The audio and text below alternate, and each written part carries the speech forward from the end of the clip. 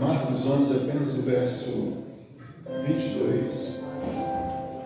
O texto diz assim, Evangelho de São Marcos, capítulo 11, verso 22. Ao que Jesus respondeu: tende fé em Deus. Amém? Amém. Pode se sentar. Pai, nós entramos diante da Tua presença e pedimos sobre nós a Tua misericórdia. Pai, sobre este lugar, Pai, a cada dia a Tua unção, a Tua presença, que o Teu Espírito possa mover-se entre nós,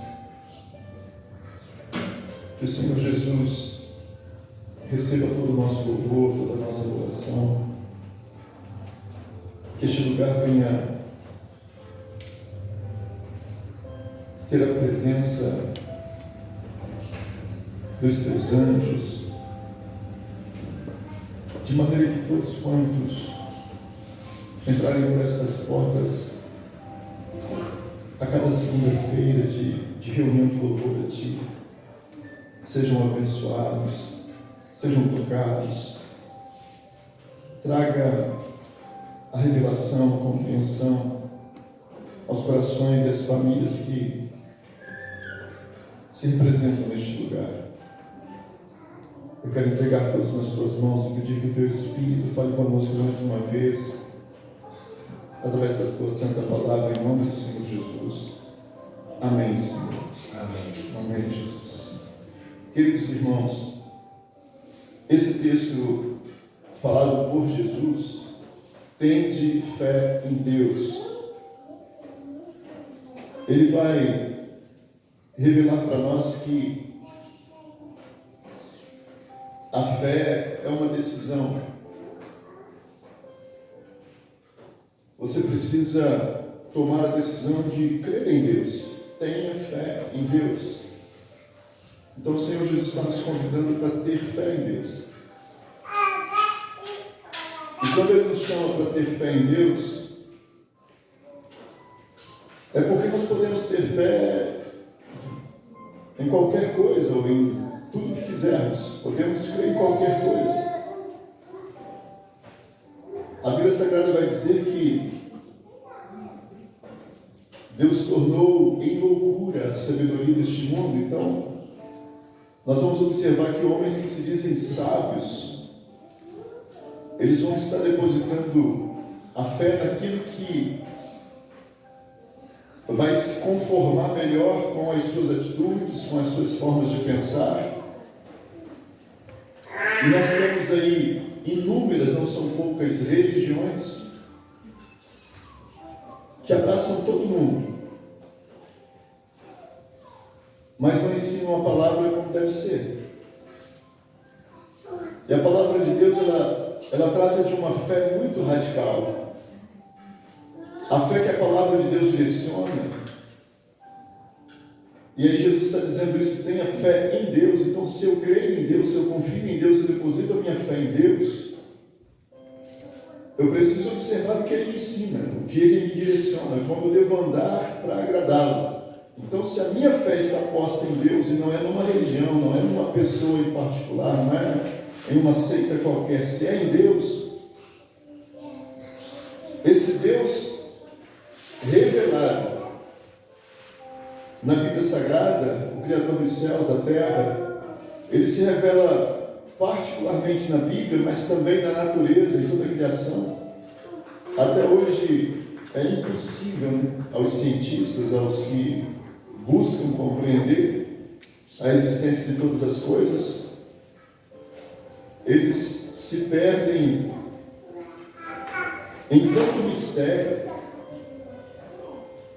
em tudo que há na criação e nessa expansão incalculável do universo, em toda a criação. Então esse Deus se revela, como diz Salmo, né? Os céus manifestam a glória de Deus, o firmamento anuncia seu poder, sua grandeza. Paulo vai dizer, olha, a criação revela Deus em toda a sua complexidade, em todos os seus mistérios. E a Bíblia, em particular, vai falar deste Deus porque homens tiveram experiências com Ele e nos transmitiram através da palavra escrita. E nós vamos então observar Jesus Cristo nos convidando e dizendo, olha, tenham fé em Deus. E o próprio Cristo vai ser esse exemplo maior para todos nós, porque Ele mesmo vai manifestar essa fé. Não são poucos os textos em que Jesus vai estar falando sobre o Pai, e Ele vai estar dizendo, o Pai me disse, eu faço como o Pai me ensinou. Então Ele coloca toda a fé no Pai e pratica toda a palavra que o Pai lhe orientou a fazer, a praticar. E ele vai andar em toda a verdade que o Pai lhe ensinou. E esse caminho que Jesus traça de fé em Deus não é um caminho qualquer, porque em tudo que você puder observar sobre toda a terra, em toda a história, ninguém há como Jesus, revelado nas Sagradas Escrituras, a ponto de alcançar uma das vitórias que todos nós gostaríamos de alcançar. Porque quando chega esta hora, é dor, é sofrimento, é lágrima, mas Jesus Cristo é o único que de fato ressuscitou. É o único que de fato deixou a sepultura e ressuscitou no terceiro dia. E de lá saiu com um corpo glorificado, com um corpo totalmente diferente daquilo que antes ele disse. Olha, em certo momento Jesus Cristo disse: olha, o espírito está pronto, mas a carne é fraca, a carne para nada presta. Mas ele vai ressuscitar no corpo glorificado. Então, o que Jesus alcançou, o que Jesus conquistou, tudo foi por obediência ao Pai, por depositar toda a fé no Pai.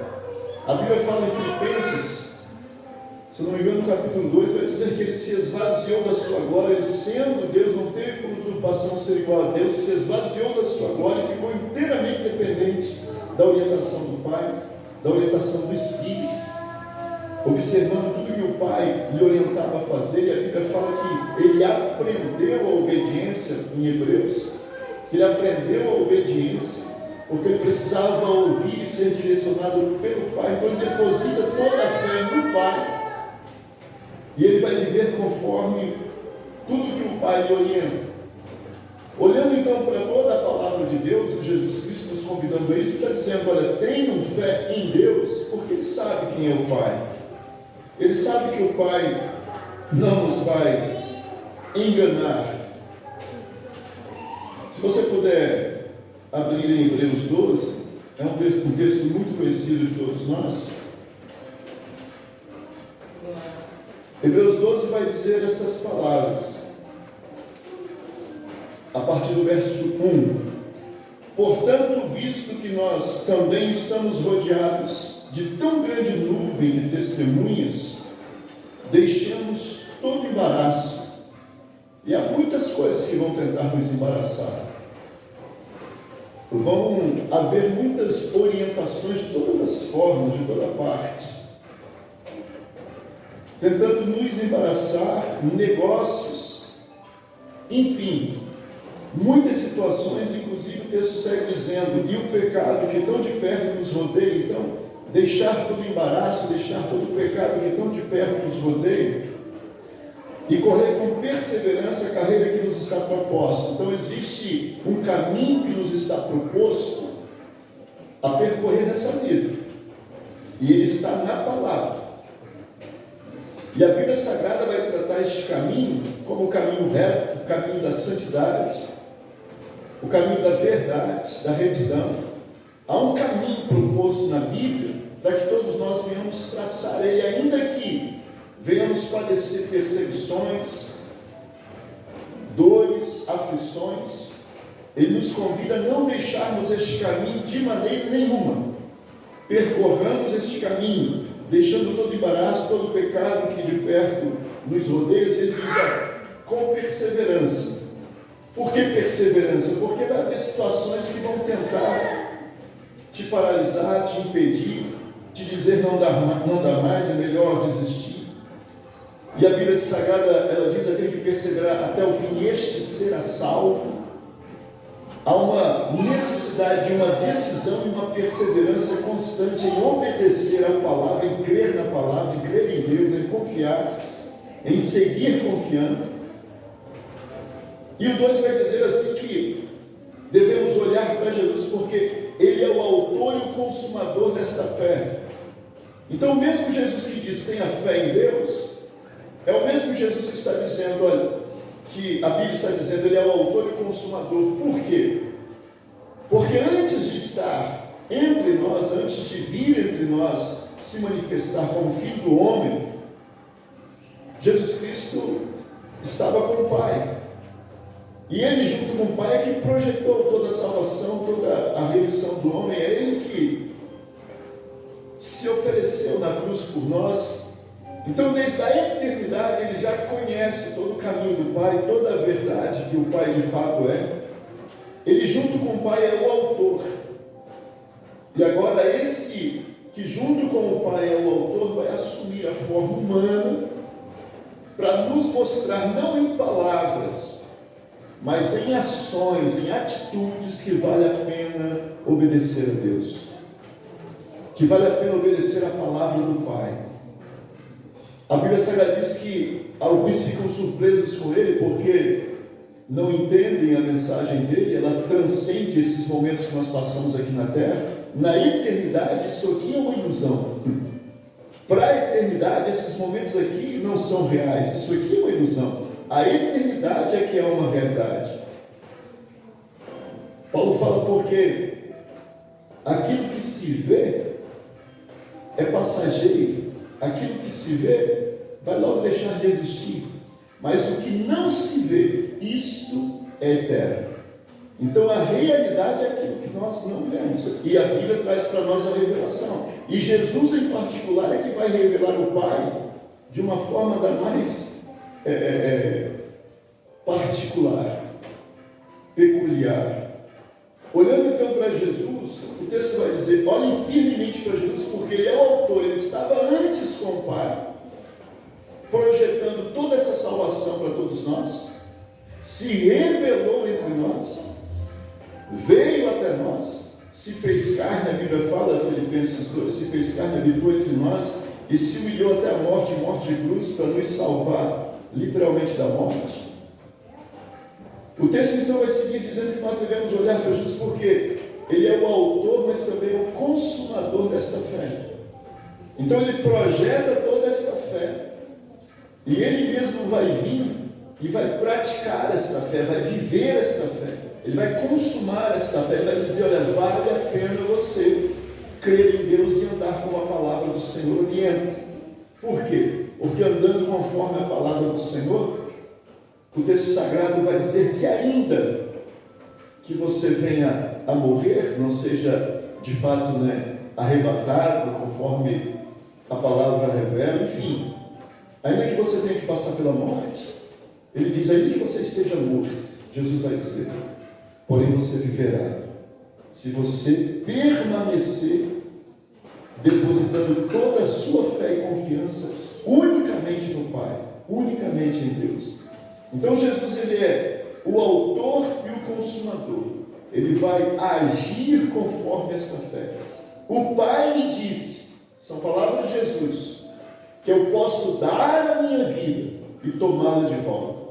E é Ele que vai entregar a vida dele na cruz, dizendo: Pai, está consumado, nas tuas mãos eu entrego o meu espírito. E Ele que se entrega à morte, mas de lá Ele sai vitorioso, ressurreto, e nunca mais padecerá coisa nenhuma, porque já pagou o grande preço por todos nós, e é nele que nós temos toda a vitória. É no nome de Jesus que nós somos mais do que vencedores. É Jesus Cristo que representa todos nós diante do Pai. E quando você recebe a esse Jesus, quando você recebe a esta fé, quando você entende tudo isso, você vê que Jesus é a tua justiça, Jesus é o teu maior galardão, é a tua vitória, é o teu advogado, é o teu mediador. Ele é tudo para nós. Jesus Cristo é aquele que está entre nós e Deus, é aquele que é a nossa proteção. É na sombra dele que nós, de fato, respiramos, vivemos, nos movemos, porque ele é santo e perfeito e está diante do Pai.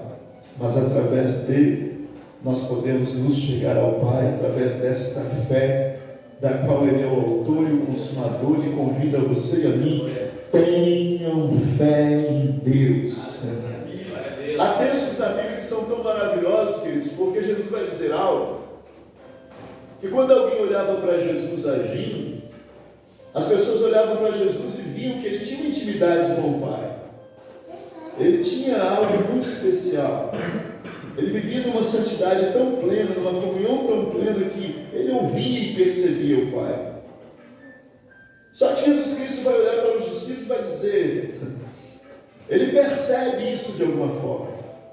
E ele vai dizer assim: olha, essa frase para mim é maravilhosa. Ele vai dizer para os discípulos: olha, não temam.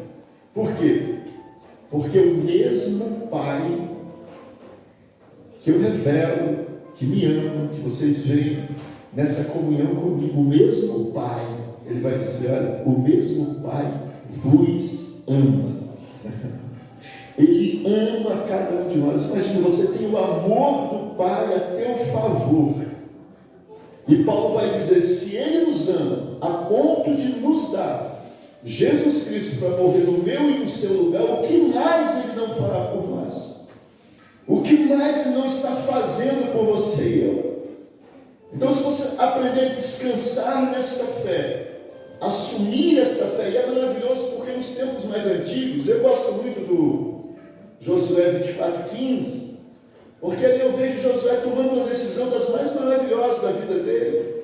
Existia tantos deuses, existia tantos caminhos para se seguir, mas Josué vai dizer, olha, eu e a minha casa serviremos ao Senhor, colocaremos toda a nossa fé em Deus, e vocês decidam o que vocês vão fazer da vida de vocês. Eu tenho absoluta certeza que quem põe a fé em Deus nunca vai se decepcionar. A vitória é certa em nome do Senhor Jesus Cristo.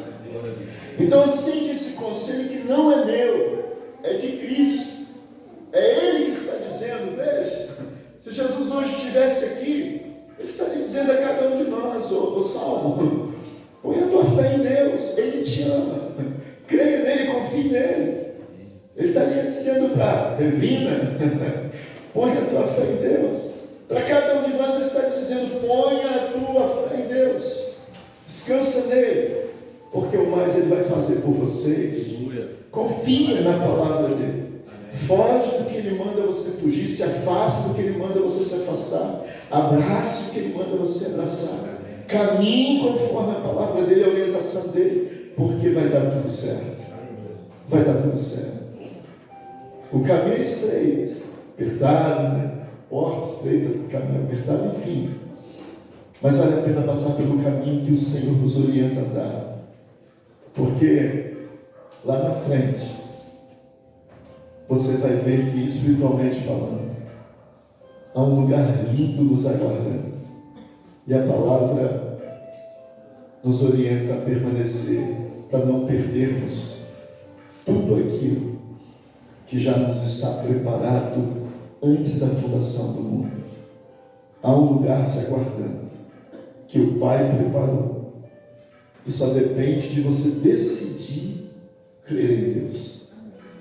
Muitos vão tentar, eu já vou fechando por aqui, mas muitos vão tentar te iludir, para que você coloque a fé em algumas ilusões, algumas coisas tão fora da realidade. Quando Jesus Cristo fala desta fé, ele diz, olha, na ressurreição nós seremos como os anjos do Senhor. A questão de casamento, sexualidade, é aqui, na eternidade, há muita diferença. Não se casam, não se dão em casamento. É algo tão superior a tudo que não dá para descrever em palavras. E aí, de repente, vem alguém e diz, olha, se você seguir segundo a fé que eu vou lhe ensinar, e se você morrer por essa fé, no paraíso vão te aguardar 70 virgens. Você vai crer nisso? É problema seu. Se você crer nesses contos, olha, você vai morrer e vai retornar e vai reencarnar 10, 20, 100 vezes. Você crê nisso? A Bíblia fala diferente. Ao homem está ordenado morrer uma única vez, e depois disso segue-se o juízo. Então, ou você põe a sua fé em Deus e se agarra a esse único e verdadeiro Deus. E esse Deus é tão verdadeiro, queridos, eu encerro por aqui dizendo que uma das coisas que deveria chamar a atenção do mundo, e é só essa Bíblia, essa palavra que fala sobre isso com detalhes, deveria chamar a atenção do mundo. Esse Deus escolheu um povo. Este povo teve início a partir de Abraão, e a Bíblia fala porque Abraão teve fé em Deus, ouviu a sua direção e seguiu a sua palavra. E a Bíblia diz que Abraão seria pai de nações, e uma das nações em particular é Israel. E há um cuidado de Deus tão grande por essa nação, que é impossível só alguém muito sem compreensão, sem noção, para não perceber. Quantas foram as batalhas que essa pequena nação enfrentou, que esse povo escravo enfrentou? E agora, depois de 2000 anos aproximadamente, essa nação volta novamente a existir, e com aproximadamente uns 50 anos, já se tornou novamente uma das maiores potências do mundo, e está lá para todo mundo ver o Israel de Deus, o povo de Deus, o povo que Deus escolheu, não porque eles são merecedores, não porque eles são dignos, mas porque Deus os ama e Deus é cheio de misericórdia para com todos nós. Israel está lá como testemunha ocular. Nações se levantam contra Israel. Logo que Israel surgiu, não tinha nada. Eu vi uma história, não sei se é verdade, lá vai eu passei. Mas escute isso.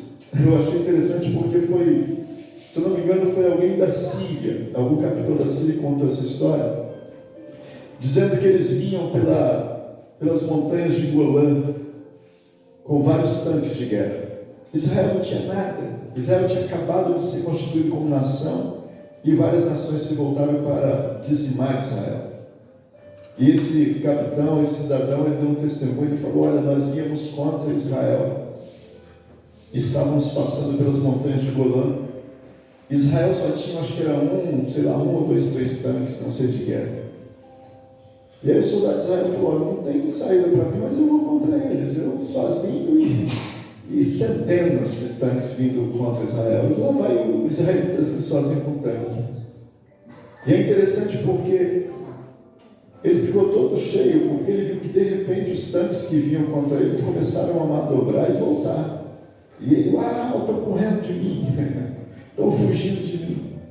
E aí, depois de muitos anos, há pouco tempo, se você procurar aí, talvez você encontre na internet ainda alguma coisa sobre isso, o capitão da Síria falando, testemunho de gente, irmãos, ímpia falando, é impossível não crer nesse Deus. Ele dizendo: olha, naquele dia nós voltamos, porque quando nós estávamos indo contra Israel, havia 2 ou 3 tanques vindo contra nós sabíamos que a vitória era nossa. Mas apareceu sobre os tanques um exército de anjos, e diziam: não venham, serão todos destruídos e mortos, não venham. E nós nos afastamos porque eu vi os anjos, ele viu. Então há testemunhos, irmãos, para todos os lados. Eu ouvi outro testemunho dizendo que os soldados estavam presos numa área do deserto com um monte de mina. O pouco exército de Israel não sabia para onde ir.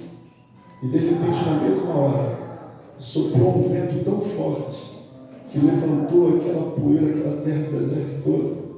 E quando o vento cessou, as minas estavam todas expostas diante de Israel e eles puderam avançar sem sofrer nenhum tipo de acidente.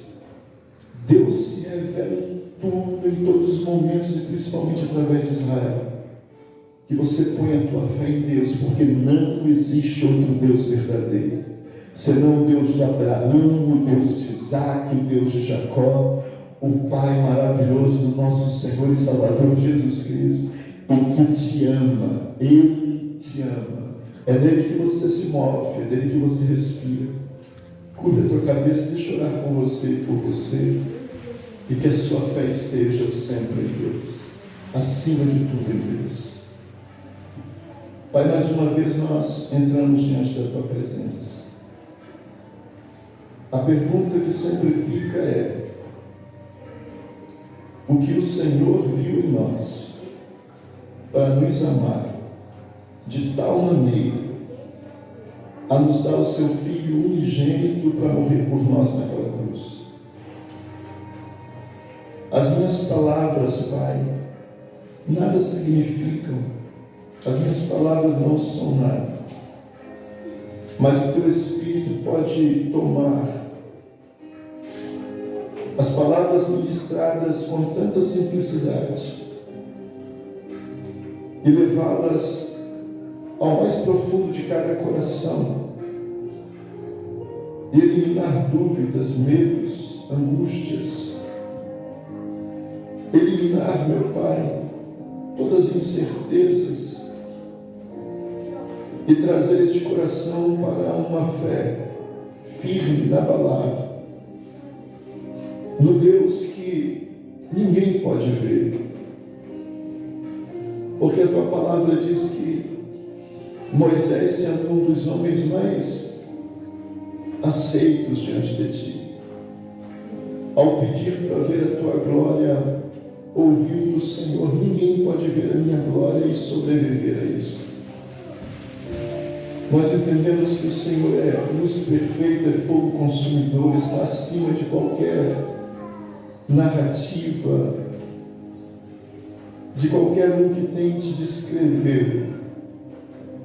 Mas eu sei que o Senhor é real. Eu sei que o teu Espírito é real. Eu sei que o teu reino é mais verdadeiro do que esta terra que nós pisamos. O teu reino é eterno e nunca passará. Desde os nossos primeiros pais nós pecamos e fizemos tudo o que é mal diante dos teus olhos. Mas pelo sangue de Cristo somos purificados, perdoados, lavados e preparados para um dia encontrarmos com o Senhor. E é nesta fé que nós nos colocamos diante da tua presença, intercedendo nesta noite por cada família, Pai, por cada vida, pelos adultos, pelas crianças, pelos jovens, por aqueles que nos ouvem através da internet. Onde quer que haja alguém que possa dar ouvido à tua palavra, aos conselhos de Cristo Jesus, que o teu Espírito possa tocar. E se há vidas sendo lembradas agora, se há filhos, se há esposos, se há esposa sendo lembrados neste momento, toca eles aonde quer que eles estejam.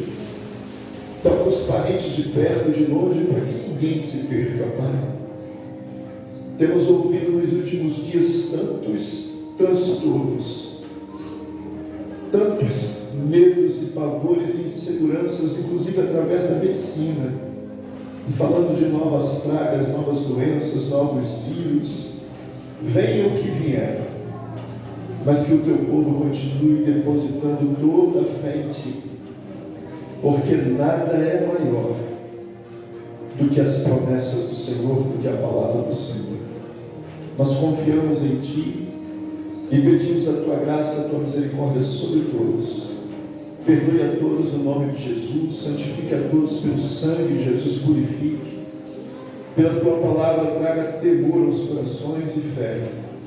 Eu entrego cada vida nas tuas mãos, cada família, em nome do Senhor Jesus, pedindo sobre todos o perdão por pensamentos, palavras, obras. Sejamos todos nós santificados para que naquele dia, através do sangue de Cristo, deste nome precioso do Cordeiro de Deus, possamos ter livre acesso ao reino dos céus que nos está preparado desde a fundação do mundo, a tudo que o Senhor tem preparado para nós. Abençoa o teu povo, sobre todos eu peço a tua graça em nome do Senhor Jesus. E você que crê, diga amém. Amém. Diga graças a Deus e aplaude de forma o nome dele, toda glória, toda honra, todo louvor. Deus é Cristo, vos abençoe grandissimamente. Amém? Podemos encerrar? Aniversário da Eloá. Eloá. Eloá. Eloá. Cadê Eloá? Cadê Eloá? Aniversário da Eloá. Vem cá, você. Deixa eu ver se eu consigo te pegar no colo. Não sei. Deus abençoe, filho. Estenda as mãos para cá, filhos. Pai, nós queremos apresentar a ti, Eloá. Tem toda uma vida pela frente. E por onde ela passar, que a mão do Senhor a proteja, guarde, a livre de todo mal. Pai, que a tua mão seja sobre a Eloá, assim como aquela nuvem era de dia sobre o teu povo, assim como aquele fogo era pela noite diante do teu povo. Seja a tua proteção constante sobre a vida da tua filha. Nós a apresentamos a ti, pedimos que o Senhor a instrua, endireite todas as suas veredas diante da tua presença e que ela ande prudentemente diante da tua santa presença, em nome de Jesus. Nós a abençoamos, Pai. nome para a de glória Jesus. do teu santo nome, e todos que concordam, diga amém. Amém. Parabéns para você.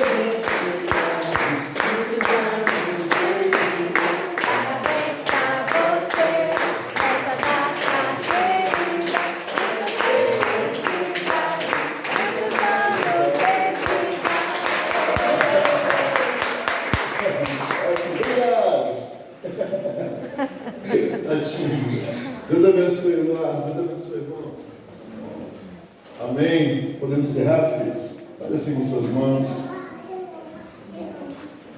Que esta semana seja uma semana de bênção, de vitória, da graça de Deus revelada, deste amor na tua vida, na tua casa, onde quer que você esteja, esta presença seja uma realidade.